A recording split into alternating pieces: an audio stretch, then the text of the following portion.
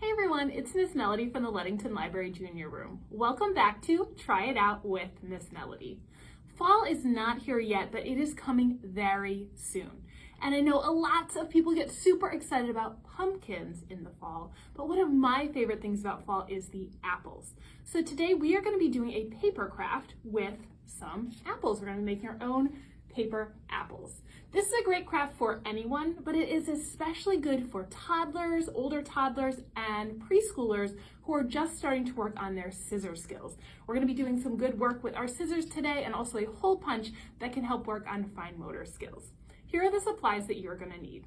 You're going to need some different colors of construction paper. I'm using green and red and brown for my apple. You can also use yellow or green or even orange if you want yours to look a little bit more like a pumpkin.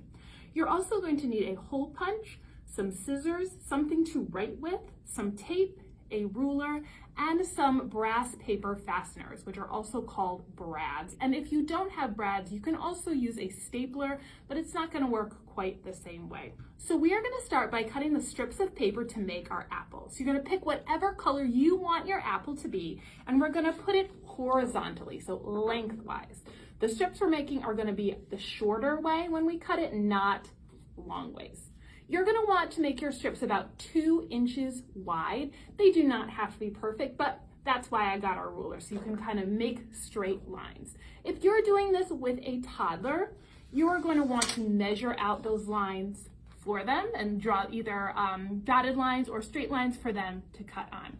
Once we have drawn those lines, we're going to go ahead and cut them out.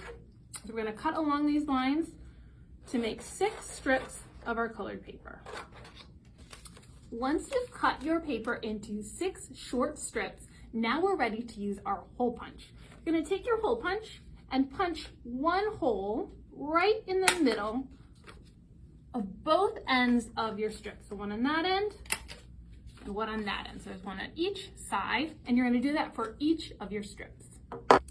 Next, you're ready to draw your leaves and to cut at a stem if you would like.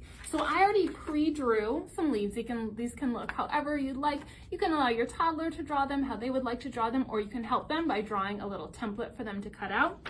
And then you're going to take some brown paper and cut out a rectangle for the stem. So I'm going to go ahead and do that.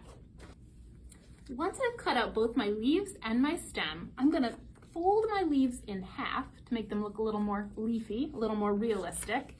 And then I'm going to hole punch one hole in each of the leaves as well. I'm not going to punch a hole in my stem though.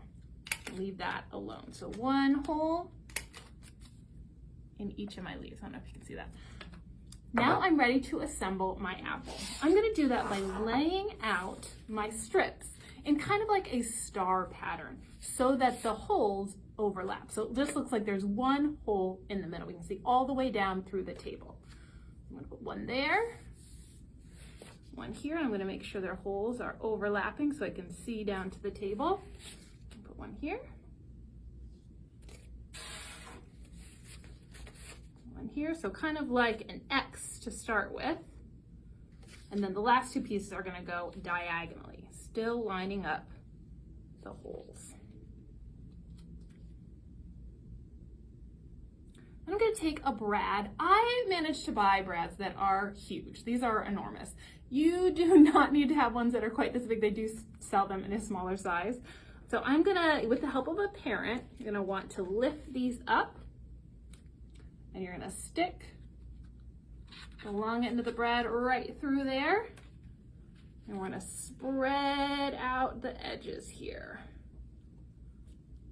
so that those pieces will not fall apart. They're kind of like a big snowflake looking thing.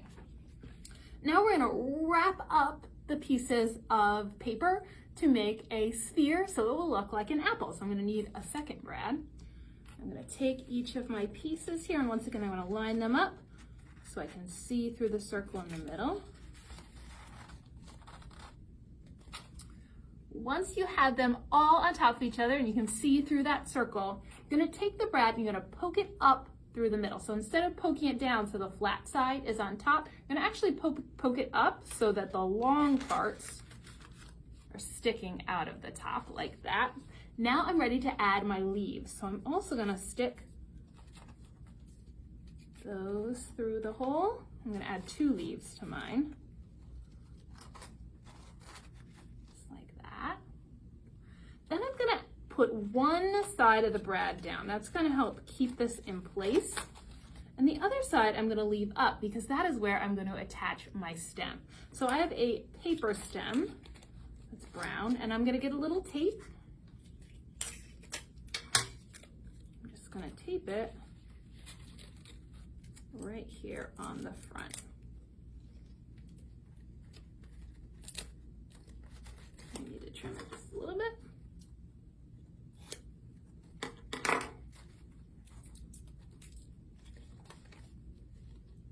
And now we have an apple. You can see it has leaves and a stem, and it's nice and 3D, so you can set it out on your counter somewhere. It's a great fall decoration and also a really great practice at cutting.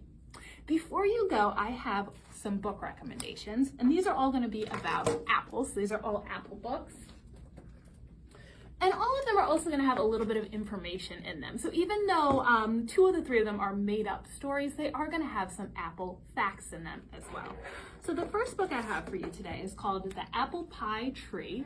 This is by Zoe Hall, and this follows 2 little girls who are watching their apple tree all through the season. So they see the blooms come out in spring, they watch it in wintertime when the leaves are gone and the snow is falling, and it ends in fall when the girls are able to pick some apples and make an apple pie from those apples from their tree.